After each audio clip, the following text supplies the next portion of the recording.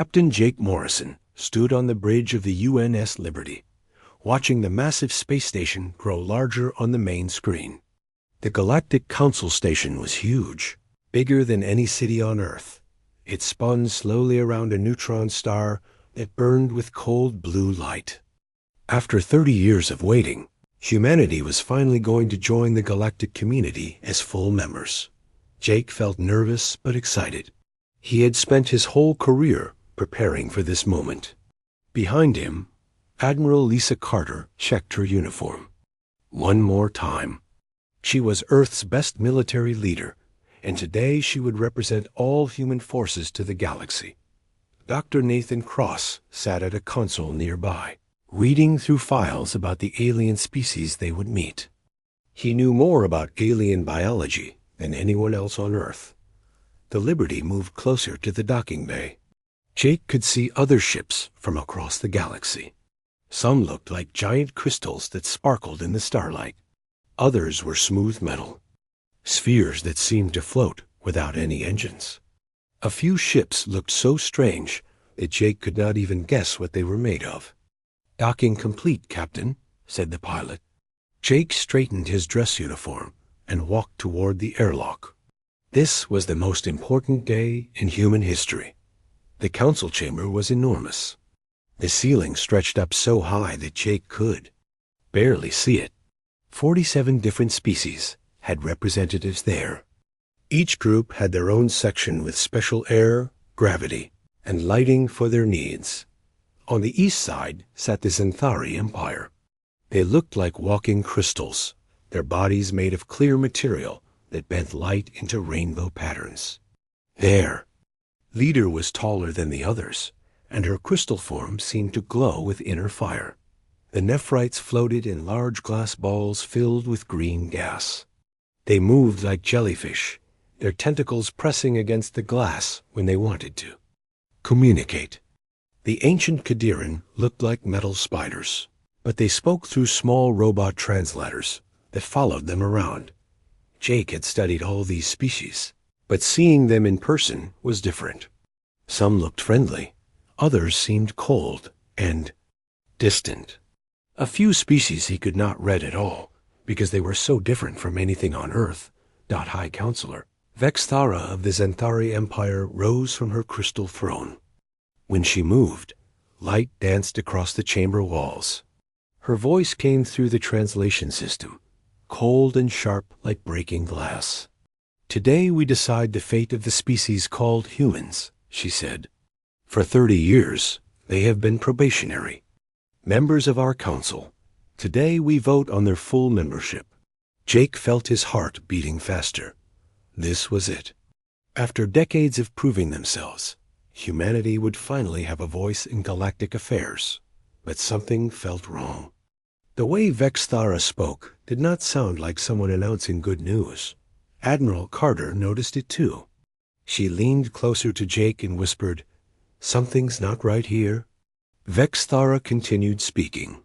"However, we have discovered troubling evidence about human intentions." The chamber's lights dimmed, and a holographic display appeared in the center of the room. Jake watched in horror as videos began playing. The videos showed human military exercises. Ships firing weapons, soldiers training, generals planning strategy. But the way they were edited made it look like humans were preparing to attack other worlds. The videos were real, but they were taken completely out of context. Dr. Cross grabbed Jake's arm. "Those are classified recordings," he whispered urgently. "Only the Council could have gotten those files. They've been spying on us." The videos continued. They showed human colonies expanding, human ships exploring new systems, human scientists developing new technologies. But again, everything was twisted to make humans look aggressive and dangerous. "As you can see," Vexthara said, "the humans are preparing for galactic conquest. They expand faster than any species in Council history. They develop weapons at an alarming rate. They cannot be trusted with full membership." Admiral Carter stood up. "Those recordings are taken out of context. she said loudly. "We have the right to defend ourselves and expand our civilization. Every species here has done the same thing." But Vexthara ignored her. "We call for an immediate vote on human expulsion from the Galactic Council." Jake felt like someone had punched him in the stomach. Expulsion? They were not even voting on membership anymore. They were voting to kick humanity out completely. One by one, the species voted. The Xanthari voted for expulsion. The Nephrites voted for expulsion. The Qadiran voted for expulsion. Every single species voted to remove humanity from galactic civilization. Only one group did not vote. The ethereal collective, mysterious beings made of pure energy, simply remained silent. Their representative, a glowing figure called Lumina, did not cast a vote at all. The final count was 46 votes for expulsion, 0 votes against, and 1 abstention. Humanity was out. Security guards moved toward the human delegation. These guards were not trying to arrest them, but they made it clear that humans were no longer welcome. Jake felt angry and betrayed, but he kept his composure. Earth needed him to stay calm. As they walked toward the exit, Admiral Carter noticed something important. She had been watching the voting patterns carefully. The way each species voted, the timing of their decisions, the coordinated responses, it all looked planned. This was not a fair trial based on evidence. This was a setup that had been arranged months or maybe even years in advance. "They planned this from the beginning," she told Jake quietly. "The recordings, the trial, the vote, everything was decided before we even got here." The security escort led them back to the Liberty. As they reached their ship, a Xanthari officer handed Jake a data pad with an official message. Jake read it quickly, and his face went pale. "What does it say?" Dr. Cross asked. Jake's voice was tight with controlled anger. "Humanity has 30 days to evacuate all colonies beyond the Sol system. Any human presence outside our home system after that will be considered an act of aggression against the Galactic Council." Admiral Carter's eyes went cold. "They're not just kicking us out. They're trying to cage us in our own system." The Liberty undocked from the station and moved away into space. Jake stood on the bridge, watching the Council station shrink behind them. He thought about all the human colonies that would have to be abandoned, all the families that would have to leave their homes, all the dreams of joining galactic civilization. That had just been crushed. But as they prepared to jump to hyperspace, Jake felt something else besides anger and sadness. He felt determination. Humans had survived ice ages, plagues, wars, and disasters that would have destroyed other species. They had climbed out of caves and reached for the stars. They had never given up, no matter how bad things got. Jake turned to his crew. "Send a message to Earth Command," he said. "Tell them what happened here. And tell them that if the galaxy wants to see what humans are really capable of when they're cornered, they're about to find out." Admiral Carter smiled grimly. "Sir, should I begin preparing evacuation plans for the colonies?" Jake looked out at the stars one more time before they jumped to hyperspace. "Yes, prepare the evacuations, but also begin preparing something else. If they want us gone because they think we're dangerous, let's show them what dangerous really looks like." The Liberty jumped to hyperspace, carrying news that would change human civilization forever. The Galactic Council had made a terrible mistake. They had not just abandoned humanity. They had given humanity a reason to become everything they feared. 6 months had passed since the Galactic Council threw humanity out of their civilization. The forced evacuation of 17 human colonies was almost complete, but the cost was terrible. 8 billion humans now lived cramped together in the Sol system. Space stations that were built for thousands now held tens of thousands. Food was running short. Air recycling systems worked day and night just to keep everyone breathing. On Ceres Station, the largest asteroid base in human space, People waited in long lines for basic supplies. Children who had been born on distant worlds now lived in tiny rooms with no windows to see real stars. Many humans felt hopeless. They had worked so hard to reach the stars, only to be forced back into their own small corner of space, dark but deep. Inside Ceres Station, in a meeting room that did not appear on any official maps, 4 people gathered around a metal table. This secret meeting would change the future of humanity forever. Admiral Lisa Carter looked tired but determined. The evacuation of 17 colonies had been her responsibility, and she had not slept properly in weeks. Every day brought new. Refugees with stories of homes left behind and dreams destroyed. But she had not given up hope. Dr. Elena Rodriguez sat across from her, looking at data screens filled with complex equations. Elena was Earth's top physicist, and she had been working on something that could change everything.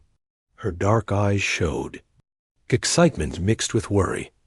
General Paul Henderson studied a holographic map of nearby star systems. He was the man who had turned Mars from a dead rock into a place where millions of humans could live. If anyone could build new homes for humanity, it was him. The 4th person at the table was the most unexpected. Commander Alex Bennett had been a spy for the Galactic Council until 6 months ago. When the Council expelled humanity, he had chosen to defect and join the human side. He knew secrets that could help humanity survive. The situation is getting worse every day, Admiral Carter said quietly. We have maybe 3 months before our life support systems start failing from overuse. We need to do something soon. Commander. Bennett leaned forward. Before we talk about what to do next, you need to know the real truth about why the Council expelled us. He activated a small device that projected images into the air above the table. The images showed Council meeting, records, secret communications, and classified documents that Bennett had stolen before his defection. The Council did not expel humanity because they thought we were aggressive, Bennett explained. They expelled us because they were afraid of how fast we learn and adapt. Look at this data. The projection showed comparison charts.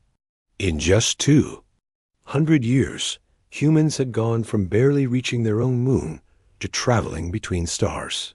Other species had taken thousands of years to develop the same technologies.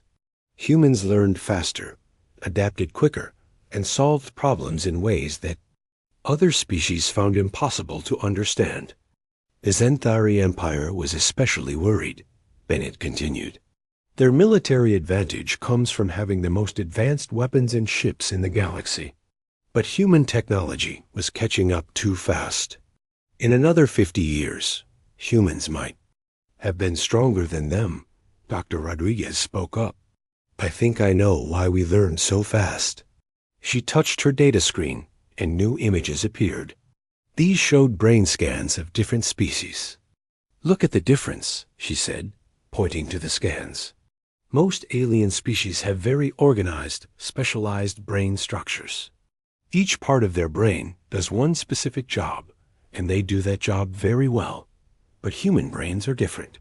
The human brain scan showed a chaotic tangle of connections between different areas. It looked messy compared to the neat, organized alien brains.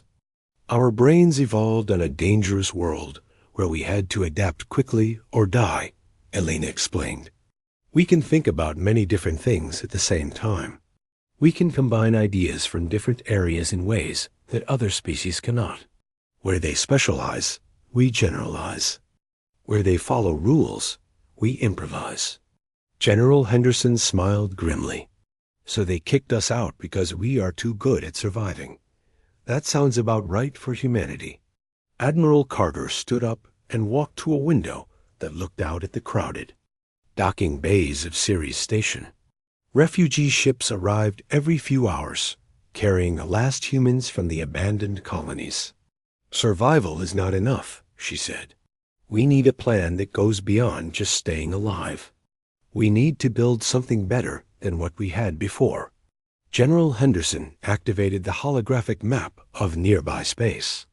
Red dots marked the locations of abandoned human colonies. Yellow dots showed Council territory that was now forbidden to humanity. But there were also green dots in empty areas of space. "I have been studying star charts that Commander Bennett provided," Henderson said. "The Council thinks they know everything about the galaxy, but they are wrong. There are entire regions of space that they have never explored because they think those areas are too dangerous." He zoomed in on one section of the map. It showed several star systems marked with warning symbols. These systems have planets that the Council considers uninhabitable. Radiation levels too high, gravity too strong or too weak, atmospheric conditions too unstable. But what is uninhabitable for them might not be uninhabitable for us. Dr. Rodriguez looked excited. Our adaptability could be an advantage. Where other species need perfect conditions, humans have lived in deserts, frozen wastelands, and high mountains. We might be able to survive in places that would kill other species. Commander Bennett added more information to the holographic display. "I brought complete star charts from Council archives. There are at least 12 systems that meet our criteria. Resource-rich planets that the Council has never bothered to claim because they think no one could live there." Admiral Carter turned back to the group. "What exactly are you proposing?" General Henderson smiled. "I call it Project Genesis. We established 12 hidden colonies and systems that the Council thinks are empty. Each colony will specialize in something different. One focuses on industrial production, another on scientific research, a third on military development. We build everything we need to not just survive, but to grow stronger." "How do we get there?" "Without the Council noticing?" Carter asked. "Slowly and carefully," Bennett replied. "We disguise colony ships as asteroid mining vessels. We send small groups over many months instead of large fleets all at once. The Council will think we are just expanding our mining operations in the Sol system." Dr. Rodriguez was already working on calculations. "If we start with 1,000 colonists per system, and if each colony can become self-sufficient within 5 years, we could have a hidden population of over 1 million humans within a decade." "And then what?" Admiral Carter asked. "We hide forever?" "General." Henderson's expression grew hard. "No, we prepare. We develop technologies that the Council has never seen. We build ships that can match their fleets. We train soldiers who can think and adapt faster than any alien warrior. And when we are ready, we come back." Commander Bennett nodded. "The Council expelled humanity because they feared our potential. Let us give them something real to fear." Admiral Carter looked at each person around the table. "These 3 people were asking her to approve the most dangerous and ambitious plan in human history. They wanted to secretly colonize hostile worlds, develop new technologies, and prepare for a confrontation with the entire galactic civilization. But as she thought about the crowded refugee camps, the children growing up in cramped stations, and the dreams that had been crushed by alien prejudice, Carter felt her determination growing stronger. "How soon can we start?" she asked. General Henderson smiled. "The first colonist ships can launch within 2 weeks. I already have volunteers who are willing to leave for worlds they might never see again if it means their children can live free among the stars." Dr. Rodriguez was typing rapidly on her datapad. "I will begin work on new technologies immediately. If we are going to survive in hostile environments, we will need equipment that can adapt and evolve just like we do." Commander Bennett stood up. "I will coordinate with my remaining contacts in Council space. We need to know what our enemies are doing while we prepare our return." Admiral Carter looked out at the stars one more time. Somewhere out there were 12 worlds waiting for human colonists. Somewhere out there was humanity's future, built not on the charity of alien civilizations, but on human strength and determination. The Council abandoned us because they thought we were too dangerous for their perfect little galaxy, she said quietly. Let us prove them right. The meeting ended, but the real work was just beginning. Within days, construction began on ships designed to look like mining vessels, but built to carry colonists to new worlds. Scientists worked on technologies that could help humans survive in conditions that would kill other species.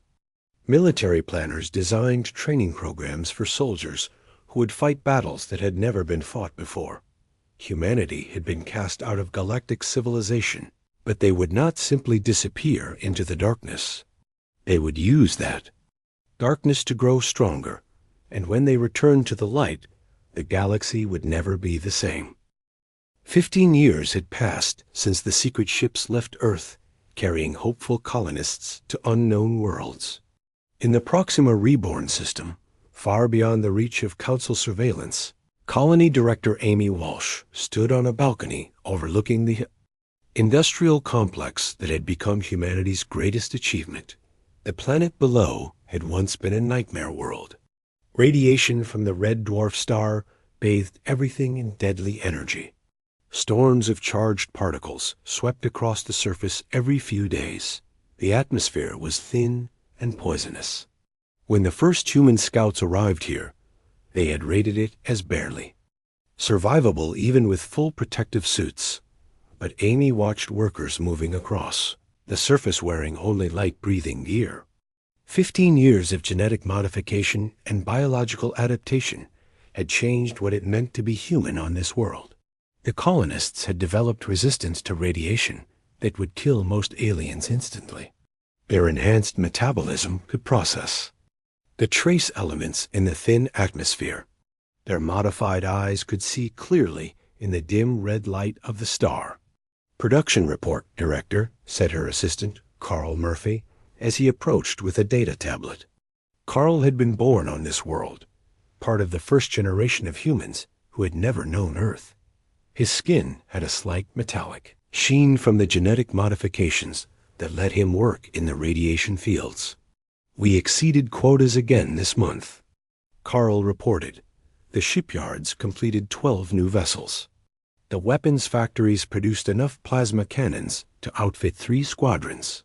And the materials processing plants extracted more rare metals than the entire Xanthari Empire produces. In a year, Amy smiled with pride. What made these numbers truly impressive was not just the quantity, but how they were produced. Human workers had learned to operate machinery in conditions that would require massive life support systems for other species. They had developed manufacturing techniques that used the planet's hostile environment as a source of power rather than an obstacle to overcome. On the other side of the galaxy, in the Kepler 438 system, Dr. Nathan Cross examined a piece of crystal that glowed with inner light. The research station here was built inside an asteroid that orbited close to a star with unique quantum properties. The radiation and gravitational fields created crystal formations that no other known species could study safely.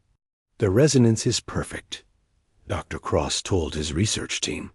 These quantum crystals react to human neural patterns in ways we never expected. His colleague, Dr. Sarah Kim, looked up from her computer screen. The communication tests were successful. We can send messages instantly between any 2 locations, no matter how far apart they are. The Council uses faster-than-light communication, but their systems can be detected and intercepted. Ours cannot. The discovery had changed everything for the hidden colonies. Using networks of quantum crystals that responded only to human brain patterns, the 12 secret colonies could coordinate their activities in real time. When a mining operation on one world discovered a new metal, scientists on another world knew about it immediately. When military researchers developed a new weapon, all the colonies could begin production within hours. Dr. Cross held up another crystal sample. But this is the real breakthrough. These crystals can store and process information using quantum entanglement. We are not just building communication networks. We are building thinking machines that learn and adapt. In the Ross 128 system, Admiral Morrison stood on the bridge of his flagship, the Unbreakable. Through the viewports, he could see the human fleet conducting training exercises in the asteroid field. What he watched was unlike any military formation the galaxy had ever seen. Human ships moved in fluid patterns that seemed almost organic. When one ship detected an enemy target, every ship in the fleet knew about it instantly through quantum crystal networks. When the enemy changed tactics, the human formation adapted in real time. Individual ship captains made decisions that the fleet coordination system learned from and shared with every other ship.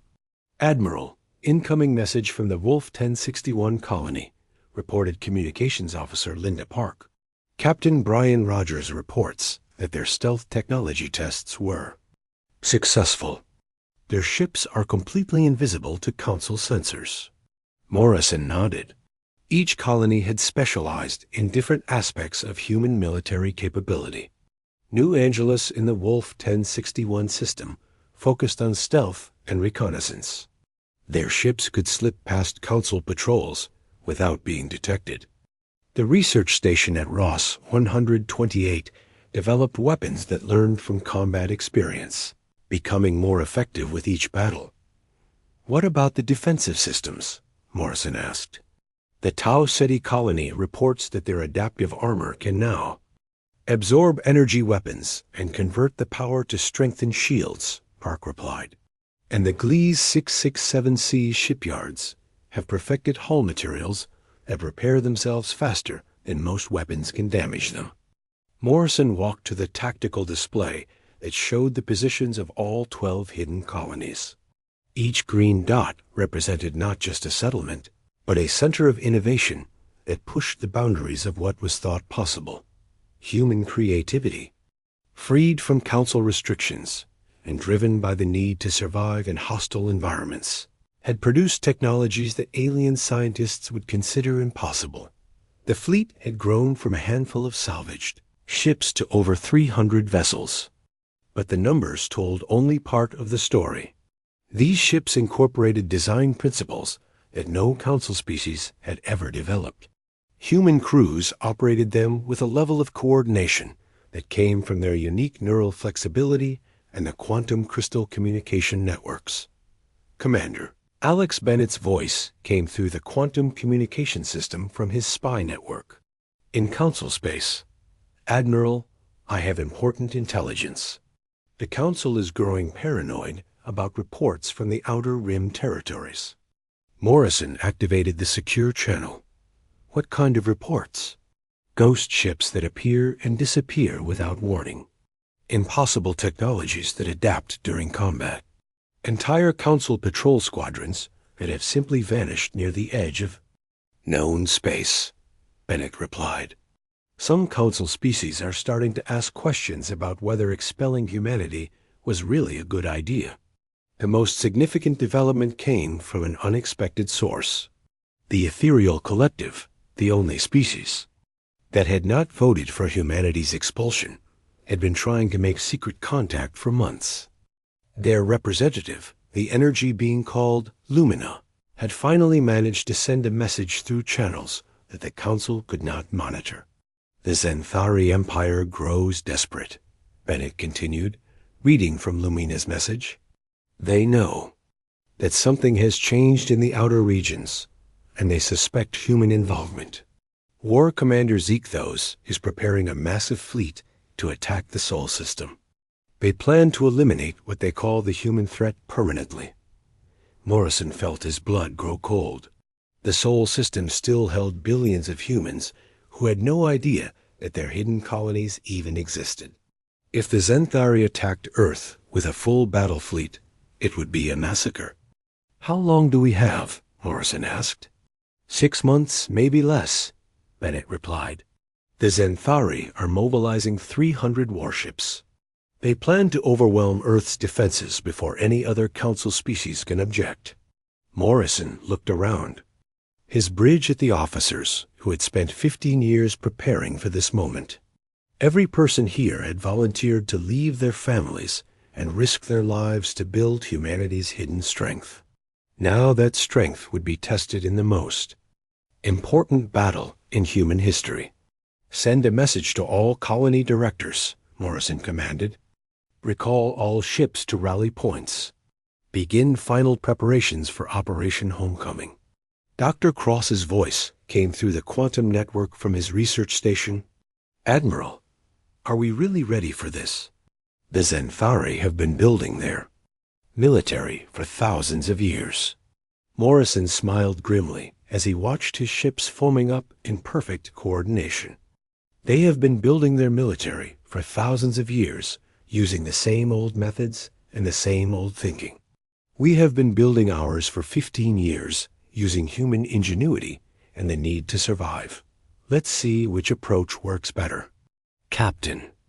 Amy Walsh reported from her industrial world. All colonies confirm readiness. We can support a fleet action of any size. Our production facilities are operating at maximum capacity. The quantum crystal network carried messages between the 12 hidden worlds as they prepared for humanity's return to galactic prominence. 15 years of exile had not weakened them. It had transformed them into something the galaxy had never seen before.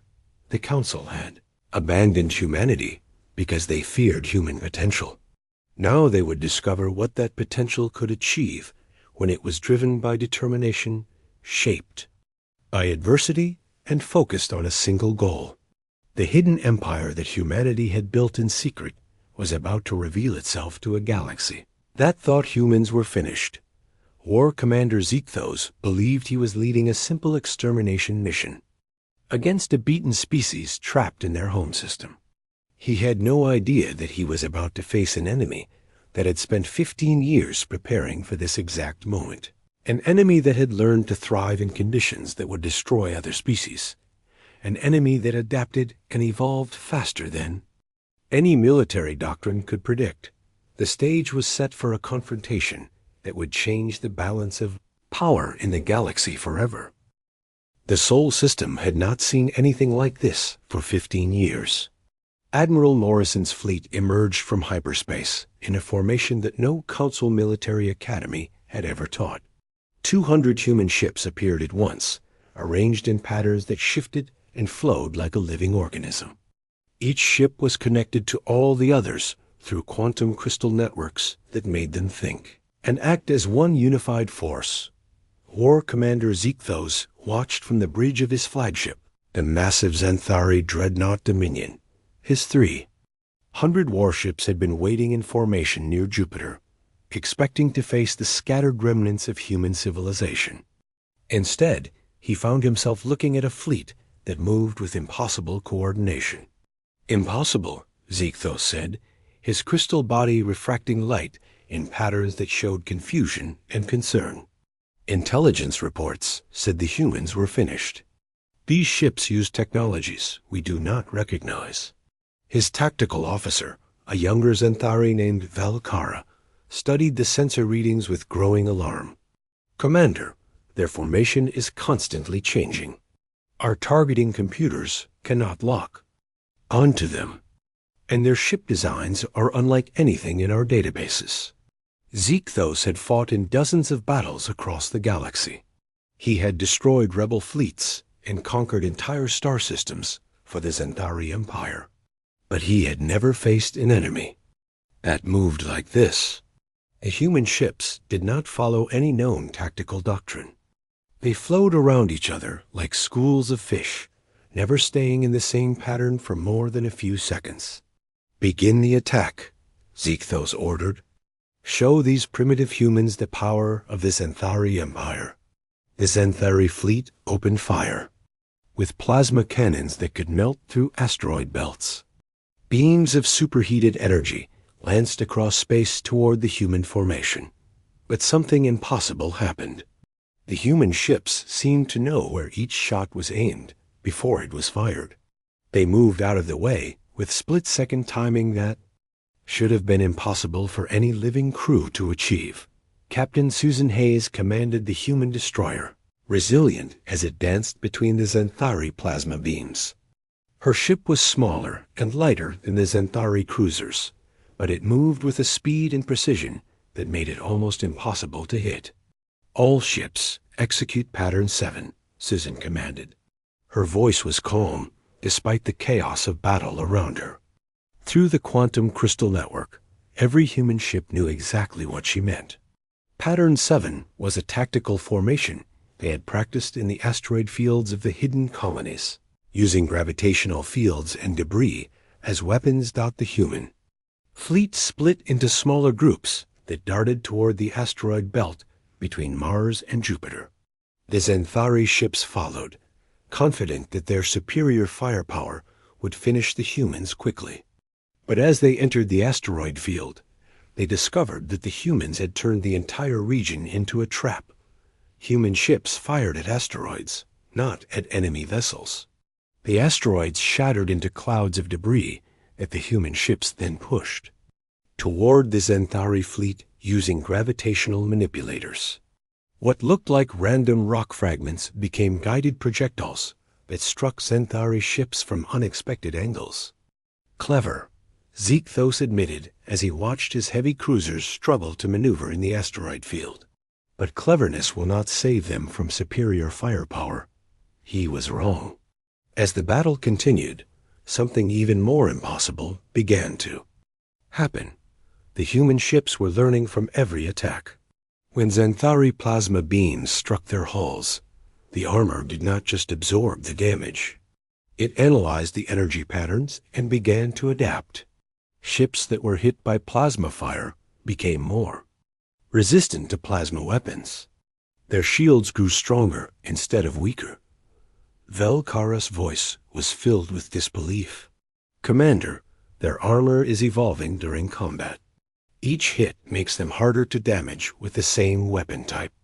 Zekthos felt something he had not experienced in centuries of warfare: doubt. The humans were not just fighting with superior tactics. They were using technologies that changed and improved during battle itself. The turning point came when Admiral Morrison brought the Unbreakable into direct combat with his Xanthari flagship. The human dreadnought was smaller than the Dominion, but it moved with an agility that should have been impossible for a ship of its size. Morrison stood on his bridge, connected to his ship through neural interfaces that let him feel the quantum crystal network like an extension of his own mind. He could sense every human ship in the fleet, know their status, their needs, their tactical positions without looking at any display screen. "Full power to forward weapons," Morrison ordered. "Let's show them what 15 years of human innovation can accomplish." The Unbreakable fired weapons that the Xanthari had never seen before. Instead of simple energy beams, these weapons fired projectiles that learned and adapted during flight. When Zekthos raised his shields to block them, the projectiles changed their energy signatures to penetrate the barrier. When he tried to shoot them down with defensive guns, they split into smaller fragments that reformed after passing the defensive fire. "This is impossible," Zekthos said as his flagship shuddered under impacts that his shields could not stop. "Weapons do not learn. Armor does not evolve. Ships do not coordinate like this without central command." But Morrison was showing him exactly how possible it all was. The Unbreakable's hull began to repair damage faster than the Xanthari weapons could inflict it. The ship's weapon systems analyzed the Dominion's defenses and developed new attack patterns with each shot. The quantum crystal network let Morrison coordinate with his entire fleet while focusing on the single combat with the enemy flagship Dot throughout the Sol system. The battle raged with an intensity that surprised both sides. Human ships darted between the moons of Jupiter, using gravitational fields to accelerate debris into deadly projectiles. Xanthari cruisers found themselves outmaneuvered by opponents that seemed to predict their every move. Captain Hayes led her squadron of destroyers in a coordinated attack on a group of Xanthari battleships. The human ships moved in perfect synchronization, their quantum crystal networks letting them share targeting data instantly. When one ship found a weakness in enemy shields, all the ships knew about it immediately. "Target the shield generators on the lead battleship," Hayes commanded. But her ships were already moving to execute the attack before she finished speaking. The quantum network made human coordination faster than thought itself. The Zenthari battleship tried to rotate to protect its damaged shields, but the human ships had already moved to attack from a different angle. Their weapons struck weak points that the enemy captain did not even know existed. As the hours passed, the impossible became undeniable. The human fleet was winning. Ships that should have been destroyed by superior firepower were instead adapting and growing stronger. Weapons that should have been predictable were learning new ways to penetrate defenses. Crews that should have been overwhelmed by enemy numbers were instead coordinating with superhuman precision. Ziethos watched his fleet being systematically dismantled by an enemy that fought unlike anything he had ever encountered. Half of his ships were disabled or destroyed. The survivors were scattered and demoralized. The humans had not just defeated his attack, they had made it look easy. "Retreat," he finally ordered, his crystal form dimmed with defeat. "All ships, retreat to Council space immediately." As the remaining Zenthari ships fled toward the edge of the Sol system, Morrison stood on his bridge and watched them go. The first major battle between humanity and the Galactic Council was over, and humanity had won decisively. "Admiral," reported Communications Officer Park, "we are receiving transmissions from across Council space. News of the battle is spreading, faster than official channels can suppress it." Morrison nodded. He had expected this. The Council had told the galaxy that humanity was primitive and defeated. Now every species would know that the expelled humans had returned with technologies and capabilities that made the Council's military look outdated. "What are they saying?" Morrison asked. 17 species are demanding emergency council sessions to discuss the human question. 3 species have withdrawn from Zenthari defense agreements, and we are receiving secret communication requests from at least a dozen council members. Morrison smiled as he looked out at his fleet, victorious, in the system where humanity had been born. Ships that had been built in hidden colonies now floated proudly in Earth's orbit. Technologies developed in exile had proven superior to anything the galaxy's dominant civilization possessed. "Send a message to the Galactic Council," Morrison ordered. "Tell them that humanity requests a new hearing, and tell them that this time we will be setting the terms of the discussion." The Battle of Sol was over, but its consequences were just beginning. Humanity had returned to galactic affairs, not as supplicants begging for acceptance, but as a power that could not be ignored. The galaxy that had expelled them would never be the same. 1 year after the Battle of Sol, the Galactic Council chamber looked completely different. The massive space station had been rebuilt to accommodate new members and new ways of thinking. The Zenthari Empire, once the most powerful voice in galactic affairs, now occupied a smaller section with dimmed crystal forms that showed their reduced status dot in the center of the chamber. Where only the oldest and most respected species had once sat, a new delegation area had been constructed. The design was simple but significant. It could adjust its environment for any species, showing that this space belonged to everyone, not just the traditional powers. Admiral Morrison walked into the chamber wearing the uniform of the Human Coalition, a new organization that represented not just Earth, but 17 other species that had joined humanity's alliance. Behind him came representatives from worlds that had never been allowed to speak in the old council system. The changes went far beyond the physical layout of the chamber. Species that had been silent for centuries now spoke with confidence.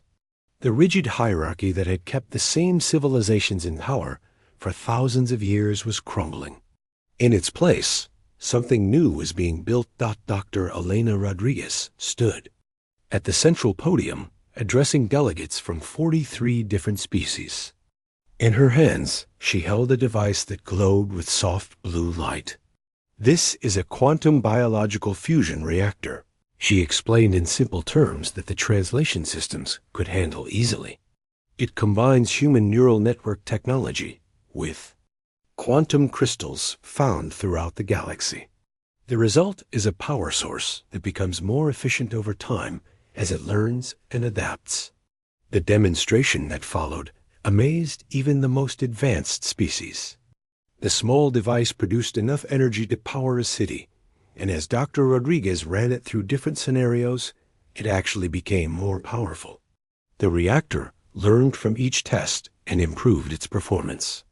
"We offer this technology freely to any species willing to abandon the old restrictions on technological development," Rodriguez continued.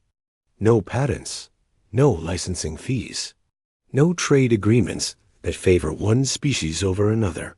We share this because we believe that the galaxy grows stronger when all species can contribute their unique abilities." The reaction was immediate. Species that had been forbidden from developing certain technologies under the old council rules suddenly saw new possibilities. Worlds that had been considered too poor or too primitive to matter realized they might have valuable contributions to make. Captain Susan Hayes had traded her warship for a diplomatic vessel called the New Horizon. She now traveled between former council worlds, offering help and establishing new partnerships. Her latest report came from Vexthara Prime, the crystal homeworld of the Zenthari Empire. "The situation here is remarkable," Hayes reported through the Quantum Communication Network. "The Zenthari are facing environmental changes on their homeworld that their rigid social structure cannot handle. Traditionally, they would have simply moved to a new planet, but they asked for human help instead." The irony was not lost on anyone. The species that had led the campaign to expel humanity was now asking for human assistance. But Hayes and her team had responded with the same generous spirit that characterized the new galactic order. "Our engineers are working alongside Zenthari crystal shapers to develop adaptive solutions," Hayes continued. "The Zenthari are incredibly skilled at precise, long-term projects. Humans are good at quick adaptation and creative problem-solving. Together, we are creating environmental management systems that neither species could build alone." The transformation was not limited to technology. Commander Alex Bennett, now leading the Interspecies Intelligence Agency, had uncovered the full scope of how the old council system had failed the galaxy. For over 10,000 years, the council enforced a system based on fear and limitation. Bennett reported to Admiral Morrison, species were divided into categories. Some were allowed to develop weapons. Others were restricted to agriculture.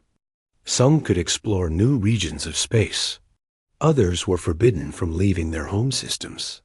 The old system had created artificial scarcity and competition. Species that could have been partners were kept apart by rules designed to prevent any single civilization from becoming too powerful. The result was a galaxy that had barely grown or changed for millennia. "But the most important discovery," Bennett continued, "is what we found in the deep archives. The council leadership knew that their system was stagnating galactic civilization. They kept it in place because it maintained their power, not because it was good for anyone else. The evidence was overwhelming. Entire regions of space had been declared off limits, not because they were dangerous, but because exploring them might give newer species too much independence. Scientific research was restricted not for safety reasons, but to prevent technological breakthroughs that might challenge established hierarchies. The new system that humanity proposed was radically different. Instead of rigid categories and restrictions, it encouraged cooperation and shared development. Instead of keeping species separated by artificial barriers, it brought them together to solve common problems. The most surprising supporter of these changes came from an unexpected Source: Lumina, the energy being who represented the ethereal collective, had finally revealed why her species had abstained from humanity's original expulsion vote. "We have existed for millions of years," Lumina explained to the assembled delegates. "We have watched thousands of species rise and fall. Most follow predictable patterns. They grow, they stagnate, they decline. But occasionally, a species appears that can break these patterns." Her energy form shifted to brighter colors as she continued. "Humans represent something we have rarely seen. True evolutionary potential. Not just biological evolution, but social and technological evolution that continues indefinitely." When the Council expelled humanity, they rejected the greatest opportunity for galactic advancement in our recorded history. The ethereal collective's endorsement carried enormous weight. As the oldest known species in the galaxy, their judgment influenced many civilizations that had remained neutral during the upheaval. But the real proof of humanity's impact came from the practical results. In just 1 year, the new alliance had achieved more than the old council had accomplished in centuries. Exploration fleets with mixed crews were mapping regions of space that had been avoided for thousands of years. Research stations were multiple. Species worked together or making scientific breakthroughs at an unprecedented rate. Admiral Morrison stood before the final session of the old Galactic Council and the first session of what would become the Galactic Alliance. Representatives from species that had been enemies for generations sat side by side, working on joint projects that benefited everyone. "1 year ago, you expelled humanity because you feared we were too dangerous for galactic civilization," Morrison said, his voice carrying clearly through the chamber's translation systems. "You were right. We were too dangerous for your civilization because your civilization was built on limitations, restrictions, and fear." He gestured to the diverse group of delegates around him. "But we were not too dangerous for civilization itself. We were exactly what civilization needed to grow beyond its artificial boundaries and reach its true potential." The changes were visible everywhere. The chamber buzzed with excited conversations as species that had never been allowed to speak with each other discovered common interests and shared goals. Technology demonstrations happened continuously as different civilizations shared their unique innovations freely. Dr. Rodriguez had established research stations throughout Alliance space where the galaxy's best minds could work together without the old restrictions. These stations were already producing innovations that individual species had never imagined possible. Captain Hayes reported from the frontier, where exploration fleets were discovering new worlds and new forms of life at a rate that amazed even experienced spacers. The galaxy was revealing itself to be far larger and more diverse than the old council had ever acknowledged. "The council abandoned us," Morrison concluded, "but through sheer strength of will and determination, humanity survived. More than that, we grew stronger. And now we offer that strength not as conquerors, but as partners. The galaxy that feared human potential now benefits from human partnership." As the session ended, delegates from dozens of species stood together in unprecedented unity. The old system of rigid hierarchy and artificial limitations was gone. In its place stood something new, a true alliance where species learned from each other, grew together, and faced the challenges of the universe as partners rather than competitors. High above the station, ships from the new alliance patrolled together. Human vessels flew alongside former enemies, their crews working in perfect coordination through quantum crystal networks that had been shared freely with all member species. Construction had begun on the first joint colony ships designed to reach other galaxies, carrying mixed crews on missions that no single species could have attempted alone. The galaxy had abandoned humanity, but humanity had not abandoned the galaxy. Through strength, determination, and the uniquely human belief that cooperation was stronger than competition,